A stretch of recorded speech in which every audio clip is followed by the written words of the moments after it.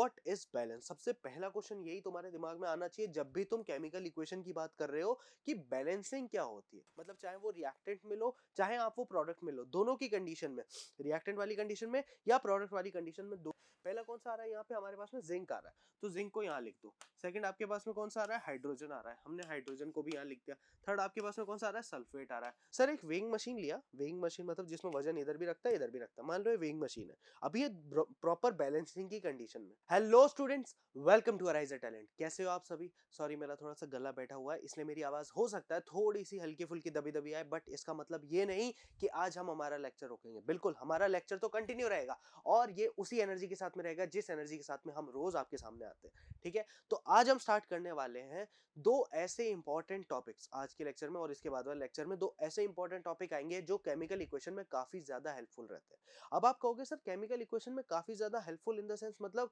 किस टाइप की हेल्प करेंगे, क्या मेजर कंसिडरेशंस रहेंगी, और ये हमें इक्वेशन को क्या मतलब इक्वेशन को समझने में हेल्प करेंगे, या इक्वेशन को हमें बताएंगे कि वर्ड फॉर्म तो आपने बता दिया, आपने न्यूमेरिक फॉर्म भी बता दिया, आपने फॉर्मुलेटेड वे भी बता दिया। तो अब कौन सी इक्वेशन आप हमारे सामने लाने वाले हो जिससे आप हमें समझाओगे कि किस तरह से बैलेंस और मतलब ये तो मैंने बता ही दिया, किस तरह से इक्वेशन को कैसे बैलेंस या अनबैलेंस किया जाता है। अब सबसे पहले तो बैलेंस और अनबैलेंस, ये दो वर्ड मैं आपके सामने रखता हूं, जिसमें आज मैं आपसे बात करूंगा बैलेंस की और नेक्स्ट लेक्चर में जब मैं बात करूंगा अनबैलेंस की। लेकिन सबसे पहले अगर बैलेंस की बात करी जाए, पहले तो मुझे ये बताओ बैलेंस होता क्या है। Let us understand the meaning of the word balance. What is balance? सबसे पहला क्वेश्चन यही तुम्हारे दिमाग में आना चाहिए जब भी तुम केमिकल इक्वेशन की बात कर रहे हो कि बैलेंसिंग क्या होती है। और ये बहुत बहुत ज्यादा इंपॉर्टेंट है। मैं सच बताऊं, मेरे पास में अभी मैंने कुछ टाइम पहले ही एक बच्चे को होमवर्क दिया था, मतलब वो मेरा मिलने वाला ही है, तो उसने मुझसे होमवर्क लिया था, तो मैंने उसको ऑलमोस्ट 57 बैलेंसिंग क्वेश्चंस प्रोवाइड किए और उसने रात भर में करके मुझे वापस दे दिए थे 57 के 57। ठीक है, उसने कहा सर टाइम नहीं लगा लेकिन मजा आने लग गया था after a certain point of time. ठीक है, अभी हम बैलेंसिंग और अनबैलेंसिंग के बारे में समझेंगे। उसके बाद में मैं आपको एक बहुत इंपॉर्टेंट ट्रिक बताऊंगा कि किस तरह से आप अनबैलेंस्ड इक्वेशन को बहुत जल्दी बैलेंस कर सकते हो। अब सबसे पहले तो बात ये आ गई कि बैलेंस और अनबैलेंस, मैंने दो दो बार रिपीट कर दिया कि ये होते क्या है बैलेंस और अनबैलेंस। चलो एक सिंपल से एग्जांपल से समझते हैं। अगर मैं एक सिंपल सा एग्जांपल तुम्हारे सामने लूं तो मैं फर्स्ट थिंग क्या बोलूंगा, जो मेरे माइंड में आएगा, मेरा फर्स्ट थिंग ये रहेगा कि बेटा मुझे बताना बैलेंस क्या होता है। तो मैं बोलूंगा अच्छा ऐसा सुनो सर, एक वेइंग मशीन लिया, वेइंग मशीन मतलब जिसमें वजन इधर भी रखता है इधर भी रखता है, मान लो ये वेइंग मशीन है। अभी ये प्रॉपर बैलेंसिंग की कंडीशन में मैंने मेरे राइट हैंड की तरफ में यहाँ पे 10 किलो का 10 किलो का कट्टा रख दिया आटे का। किसका, व्हीट फ्लोर का कट्टा रख दिया 10 केजीज का, वो यहाँ पे रखा हुआ है। तो अभी यहाँ पे कुछ नहीं, तो बैलेंसिंग कुछ इस टाइप से हो जाएगी, मतलब यहाँ पे वेट ज्यादा आ गया है। ठीक है, अब यहाँ पे मैं क्या करता हूँ, 2 किलो की दाल, 2 किलो के चावल, 2 किलो का बाजरे का आटा, 2 किलो का मक्के का आटा, 2 किलो की उड़द की दाल, दाल को थोड़ा चेंज करते हैं, काली दाल बिना छिलके वाली, ये लो 10 किलो का आटा। अब ये सिंपल, ये एक सिंगल कंपोनेंट का बना हुआ है। ठीक है, ये एक सिंगल कंपोनेंट का बना हुआ है 10 केजीज का। अब लेकिन ये अब 5 डिफरेंट डिफरेंट कंपोनेंट्स का बना हुआ है, लेकिन 2 2 केजी से 2 into 5 कितना हो गया 10 केजी। तो 10 केजी into 10 केजी कितना हो गया, प्रॉपर बैलेंस्ड।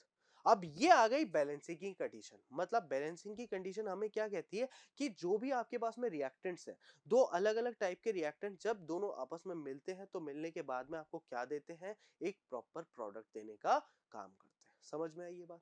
दो अलग अलग टाइप के रिएक्टेंट मिलके आपको क्या देते हैं, प्रोडक्ट देते हैं।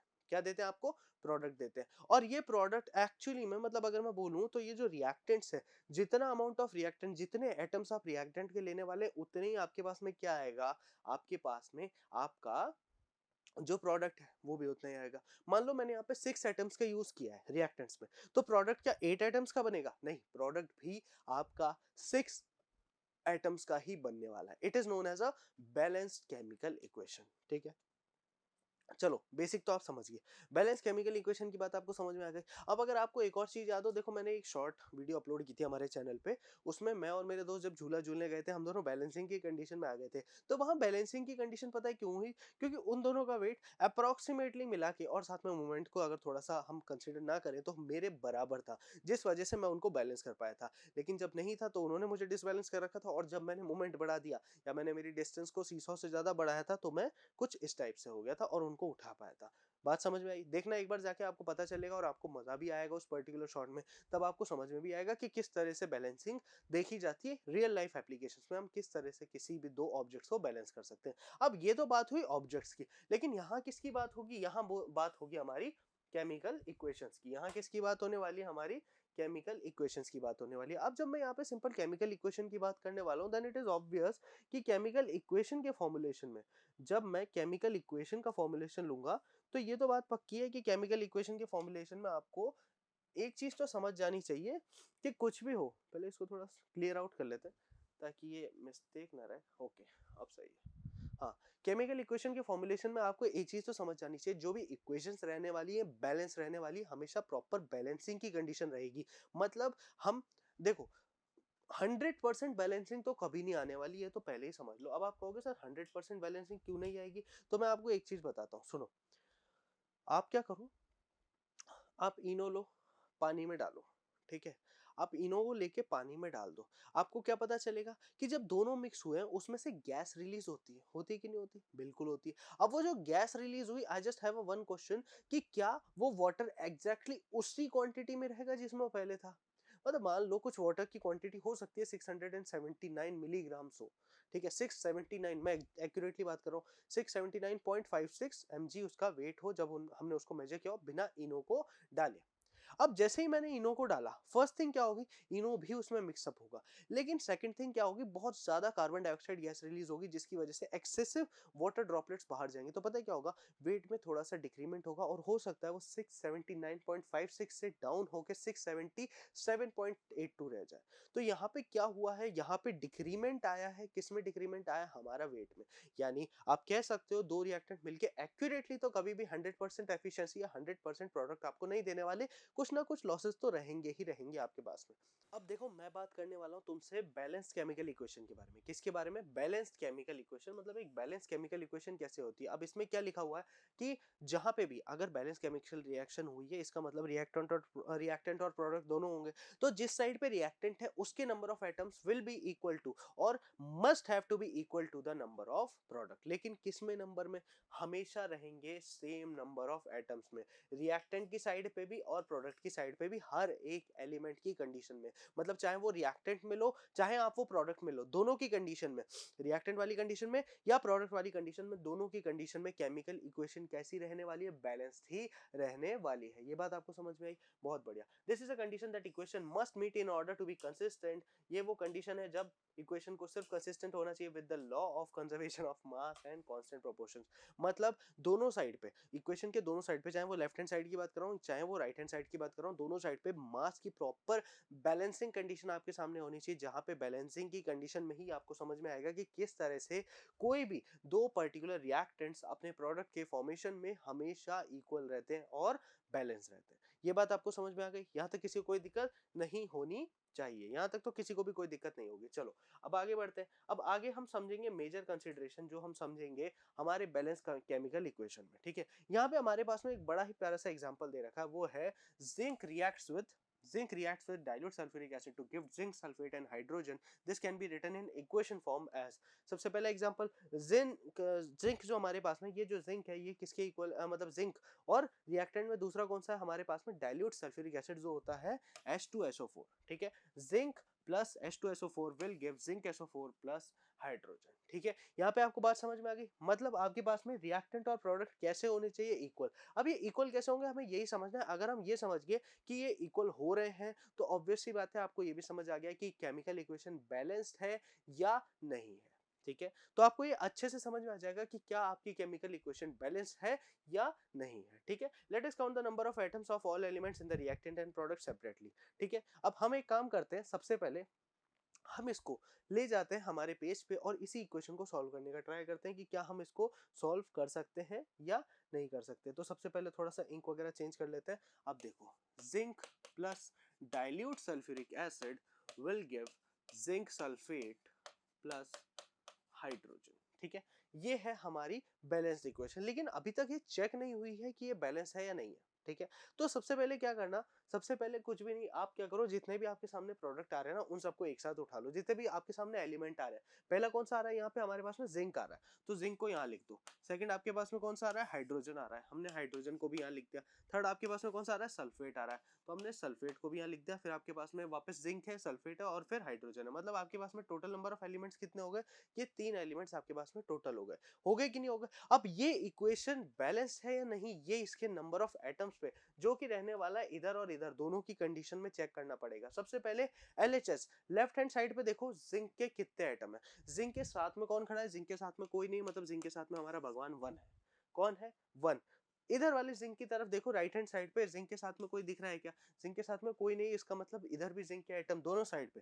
यहाँ पे मैं लेफ्ट हैंड साइड की बात कर रहा हूँ, यहाँ पे मैं राइट हैंड साइड की बात कर रहा हूँ, तो जिंक पे भी 1, इधर भी 1। ठीक है, ये आ गया जिंक के बारे में। अब हम आते हैं हाइड्रोजन की कंडीशन में। हाइड्रोजन लेफ्ट हैंड साइड पे भी 1 है, हाइड्रोजन लेफ्ट हैंड साइड पे भी 1 है, और हाइड्रोजन राइट हैंड साइड पे भी आप देख सकते हो 1 ही है। मतलब एक्चुअली में वो 2 है, मतलब अगर मैं बोलूंगा हाइड्रोजन की क्वांटिटी कितनी है, तो आप ऐसे बोल सकते हो कि 2 है, तो हाइड्रोजन यहाँ पे 2 आ रहे हैं और यहाँ पे भी हाइड्रोजन कितने आ रहे हैं, 2 ही आ रहे हैं, दोनों प्रॉपर कंडीशंस में। यानी ये भी LHS और RHS बैलेंस हो गया, ये भी बैलेंस हो गया। अब कौन बचा, हमारे पास में सल्फेट की कंडीशन बची, SO4। ठीक है, चाहे तो आप इसको एक साथ लिख लो, या फिर कई लोग क्या करते हैं, सल्फर को अलग ले लेते हैं, ऑक्सीजन को अलग ले लेते हैं, सबका अपना अपना मानना है। मैं आपको दोनों कंडीशन से समझा देता हूं। अगर मैं सल्फेट से समझाऊं तो देखो, यहाँ पे सल्फेट के आगे कोई है क्या, नहीं है, यानी कौन है, 1। तो यहाँ पे भी सल्फेट कितना है, 1। और यहाँ पे सल्फेट के आगे देखोगे, यहाँ पे भी कोई है क्या, यहाँ पे भी कौन है, 1। इसका मतलब इधर भी क्या आ गया, 1। अब अगर ध्यान से देखोगे तो सारी कंडीशंस में जिंक में भी 1 1, हाइड्रोजन में 2 2, सल्फेट में 1 1। यानी ये प्रॉपर इक्वेशन कैसी है, बैलेंस्ड केमिकल इक्वेशन। कैसी इक्वेशन आ गई, बैलेंस्ड केमिकल इक्वेशन। वही मैं बात करता हूं अगर सल्फर और ऑक्सीजन की, तो सल्फर क्या है आपके पास में 1 है, वहीं पे ऑक्सीजन कितने आ रहे हैं आपके पास में, 4 आ रहे हैं। ठीक है, सल्फर इधर कितना 1, इधर कितना 1, इधर 4, इधर 4। अगर हम सेपरेट सेपरेट बोले तब भी 1 और 1 उधर भी, 4 और 4 इधर भी। तो आप देखना चाहो तो ऐसे देखो चाहे वैसे देखो, केमिकल इक्वेशन आपकी बैलेंसिंग की ही कंडीशन में आ रही है। यहाँ तक बात समझ में आई, यहाँ तक किसी को भी कोई दिक्कत आई, किस तरह से हमने इसको सॉल्व किया, किसी को कोई प्रॉब्लम आई, नहीं आई। अब चलो बैलेंस तो आपने सीख लिया, लेकिन अनबैलेंस का एक फॉर्मूला, मैं एक एग्जांपल देख लेता हूँ कि ऐसे तो बैलेंस दिख रही है लेकिन अनबैलेंस कैसे दिख रही है, चलो वो भी देख लेते हैं। ठीक है, इसको लिख लेना, आपके काम आएगा। चलो, hydrogen plus oxygen daily life की इक्वेशन है H2O। ठीक है, यहाँ पे 3 एलिमेंट आपके पास सामने आ गए, या बोलो 2 ही एलिमेंट सामने आ रहे हैं। ठीक है, ये आपका LHS सेक्शन है, ये आपका RHS सेक्शन है। ओके, अभी मैं बात कर रहा हूँ किसकी, हाइड्रोजन की। लेफ्ट हैंड साइड पे हाइड्रोजन कितने हैं, 2। राइट हैंड साइड पे हाइड्रोजन कितने हैं, 2। यानी हाइड्रोजन तो क्या है, बैलेंस्ड है। ठीक है, बट मैं बात करता हूँ किसकी, अगर मैं बात करता हूँ हमारे ऑक्सीजन की, ऑक्सीजन लेफ्ट हैंड साइड पे 2, लेकिन राइट हैंड साइड पे ऑक्सीजन है सिर्फ और सिर्फ 1। मतलब ये इक्वेशन बैलेंस्ड नहीं है, और ऐसी इक्वेशन को हम बुलाएंगे अनबैलेंस्ड केमिकल इक्वेशन। बात समझ में आ गई आपको, अनबैलेंस और बैलेंस की कंडीशन में क्या आया। अब अनबैलेंस और बैलेंस की कंडीशन में आपको एक बात तो बहुत अच्छे से समझ में आ गई, चाहे वो बैलेंस्ड हो या अनबैलेंस्ड हो, चाहे वो बैलेंस्ड हो या अनबैलेंस्ड हो, हम सिर्फ नंबर ऑफ एटम्स पे जा रहे हैं। किस पे जा रहे हैं, नंबर ऑफ एटम्स की ही बात करें, और हमें तभी पता चल पा रहा है कोई भी इक्वेशन या तो बैलेंस्ड है या फिर अनबैलेंस्ड। ठीक है, यहां तक सबको बात समझ में आ गई। मेरे हिसाब से किसी को भी कोई दिक्कत नहीं होनी चाहिए इस प्रॉपर कंसिडरेशन में। ठीक है, तुम कहां से आए, एक सेकंड रुको, इसको हटा दें, हट जाओ हट जाओ, पढ़ाने का टाइम है, बीच में डिस्टर्ब नहीं करना। ठीक है, तो ये जिंक सल्फेट की कंडीशन थी। जिंक सल्फेट की कंडीशन बेसिक आपको समझ में आ गई होगी। अब बात आती है किसकी, कि अगर हम बात करें रिएक्टेंट्स की साइड पे और प्रोडक्ट की साइड में, हम एक टेबुलर फॉर्म में भी देखें तो देखो यहाँ पे क्या किया, जिंक हाइड्रोजन सल्फर ऑक्सीजन, जैसा कि मैंने आपको बताया था, आप एक प्रॉपर कंपाउंड स्ट्रक्चर में भी ले सकते हो, आप एलिमेंटल फॉर्म में भी ले सकते हो, जैसी आपकी इच्छा रहेगी आप वैसे टेबल को फॉर्म करो। LHS साइड पे 1 1 2 2 1 1 4 4, ये रिएक्शन कैसी रहनी चाहिए, 110% बैलेंस्ड वाली कंडीशन में ही रहनी चाहिए। मतलब ये प्रॉपर इक्वेशन कौन सी आ गई, बैलेंस्ड केमिकल इक्वेशन आ गई। बात समझ में यहाँ तक, यहाँ तक किसी को भी कोई दिक्कत आई होप नहीं होनी चाहिए यहाँ पे किसी को भी कोई मेजर पॉइंट ऑफ कंसिडरेशन में प्रॉब्लम। ठीक है, यहाँ तक आपको बात समझ में आई? बहुत बढ़िया। चलो फिर इसी के साथ हमारा ये आज का लेक्चर होता है कंप्लीट। अब नेक्स्ट लेक्चर में हम समझेंगे अनबैलेंस के बारे में कि अनबैलेंस केमिकल इक्वेशन में क्या क्या होता है, उसमें क्या क्या इंपॉर्टेंट कंसिडरेशन है। तो मिलता हूँ मैं आपको बहुत जल्दी नए वीडियो में, नए लेक्चर, नए कॉन्सेप्ट और नए एक्सपेरिमेंट्स के साथ में। तब तक के लिए ध्यान रखिए अपना, मेरी तरह अपने तबियत मत बिगाड़ लेना, ध्यान रखिए अपना। Good bye, take care and see या।